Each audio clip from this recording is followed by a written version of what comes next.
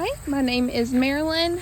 I am a trainer here with Ken-Up Kennels, and today I'm going to be going over Jax's graduation video with you. First, we're going to start with heel, then we'll go to sit, stay, then place, and then show you his recall. I'll go over his e-collar at the end, and I'll show you all of the buttons and how to work it in case you ever have any questions. First, I'm going to show you his heel. We're going to start with his on-leash walk, and then we're going to go to his off-leash walk with just the e-collar corrections, and we will do verbal for both of them as well. So, with the heel, you just start walking. He should be walking next to you. With the leash, especially with his harness, he has a smaller threshold that he can't walk by with me. And if he goes past that, I'm just going to do a little tug just like I would correct with a collar, or I'll say eh and correct verbally as well. He does listen to both very well. And as you can see, he walks really well with you now as well. Sit. Every time I come to a stop, I'll also have him sit next to me, just so you have better control over him, and it helps with their emotions as well. They're not wanting to leave you and go off and sniff. They know that they're supposed to sit right here next to you. Now I'm going to show you his off-leash heel. An off-leash heel provides them with more freedom and a larger threshold instead of having to walk next to you. I really like to use it for in a park, or if you have woods or a trail that you like to go on, and that way they can sniff around and have the freedom to do so, but they're still walking with you in case you need to grab them for any safety concerns, or if you are at a park and people are passing by. So for the off-leash heel, we're just going to be correcting him with his e-collar and verbally. Good boy. So for the heel on both of them, he needs to be walking with you once you start walking, and turning with you each time you turn as well. Good boy. So if he were to walk ahead, which he's going to now, I'll say eh, and I'll hit the e-collar once. I'm not going to hold the continuous stem. I'm just going to do it once. Good boy. Just to grab his attention and let him know I need him back here with me again. And now he does naturally fall right in line next to you, but if you are at a park, he does like to smell and walk a little bit ahead, or sometimes he'll walk behind a little bit or go off to the side. Either way, so you do have to correct him more in those instances just because there are higher distractions. Good boy. But every area is going to be different. It just depends on the level of distraction. So now we're going to go over Jax's sit stay. I've already put him in a sit. The stay is implied, but he also does know the word stay. So if he is getting up, you can repeat sit, or if he's waiting on food or something like that, you can tell him to stay.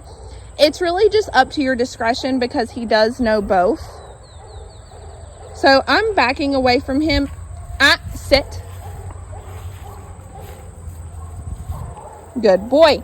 So to get him to sit back down, you're just going to use body pressure. So you're just going to walk towards him with your body. You'll repeat sit one more time, and he normally sits back down. You normally don't have to say it a second time or force him to. The body pressure and the command normally do it for him. But like I was saying, I'm going to back up with my front facing him so I can catch things like I just did when he stands up, or if he is distracted and is wanting to go towards something, I can catch that as well. A lot of times if you walk away from a dog with your back facing them, then they'll think that we're walking away and they'll follow us to go into a heel, or just because they think that they're supposed to.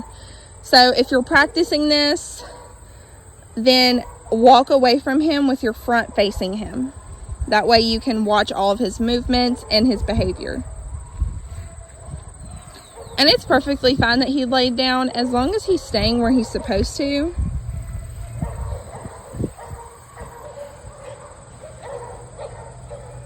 And I'm gonna call him with just his name here. Jax! Good boy! Jax, here. Good boy. Sit. Sit. Good boy. So it did take him a little bit to come back to me, which is fine. He was sniffing around and he did come over to me. Sometimes they get distracted. They need a little bit more structure when they're highly distracted. But he did really good. So I'm going to leave him right there in his sit again. And this time when I call him, sit. Good boy. This time when I call him, I'm going to use the e-collar. And I'm going to not call him with his name. I'm only going to use the stimulation on the e-collar.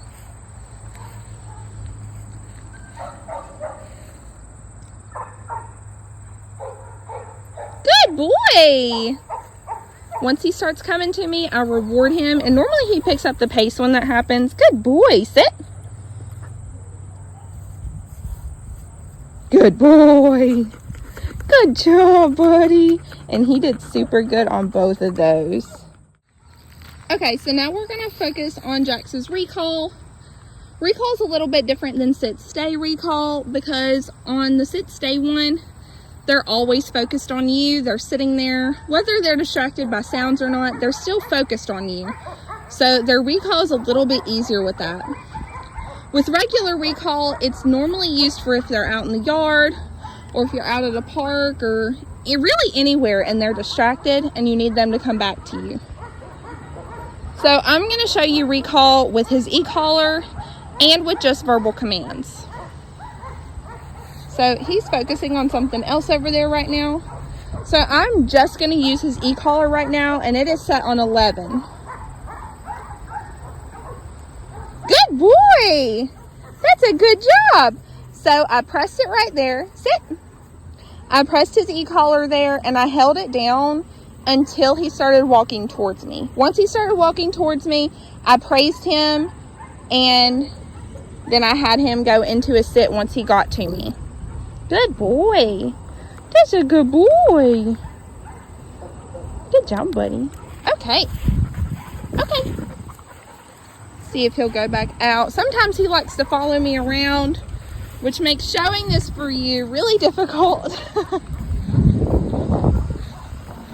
So there he is again. And now I'm going to do it verbally. Jax, come. Good boy. Sit. Sit. Sit. Good boy.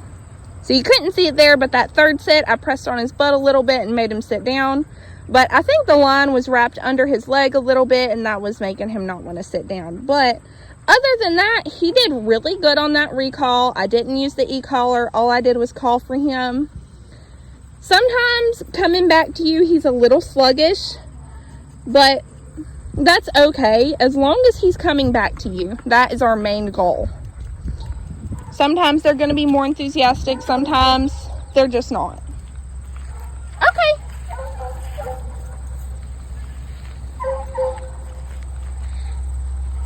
So I'm going to use both now for this one. Oh, well, I was going to until he came back to me.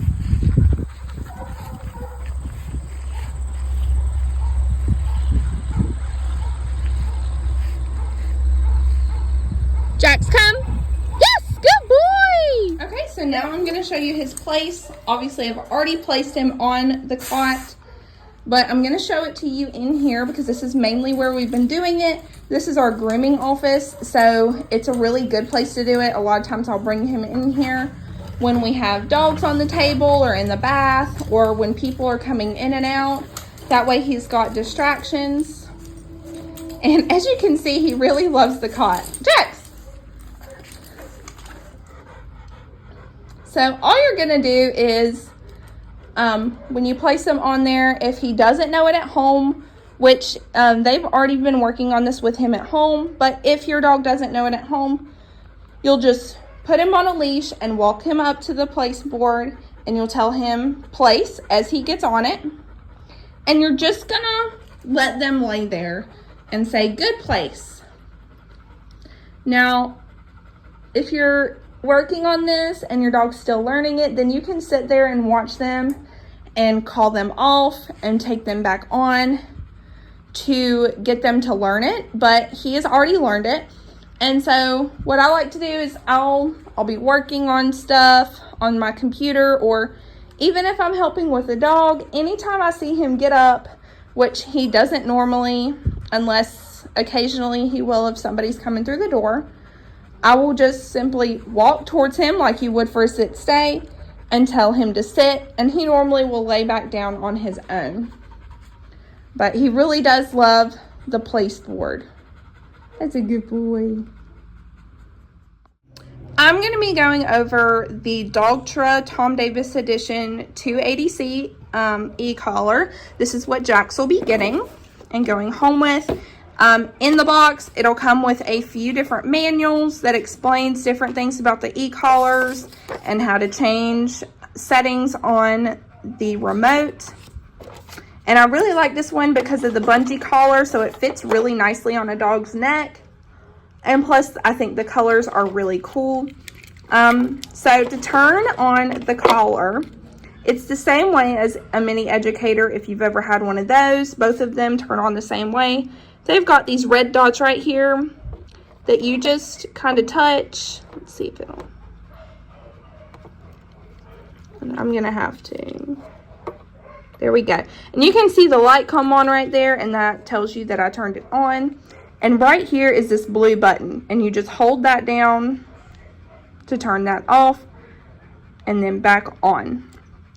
So right here is the pager, and that makes that vibrate for you in case you need that. But normally the vibrate setting is a lot more aversive to the dogs than their actual stimulation level that they're at. So Jax is normally at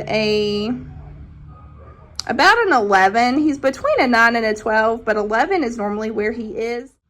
To lock that down, you're going to set it to the number you want, which I have it at 11, and you're gonna do that. You're just gonna press the on-off button. You're just gonna press it once, and you can see the little lock button right there. So that means it's locked and unlocked.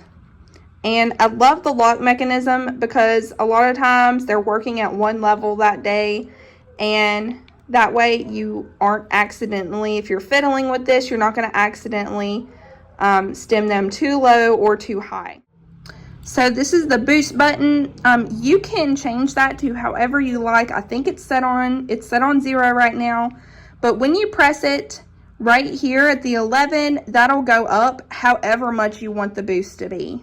So normally I would set that to 5 higher, so it would go up to 16 when you'd press it, and that's really for emergency situations. For say you're trying to recall him and he is not listening to his regular stimulation level, then you'll just hit the boost, and that way it increases it, and that should grab his attention. And then right here, this little N, this dotted N, that is for nick and the continuous nick. So for just one, you're just going to press it once, and then if you hold it down, you can see the light stays on. It is going to be continuous until you let go.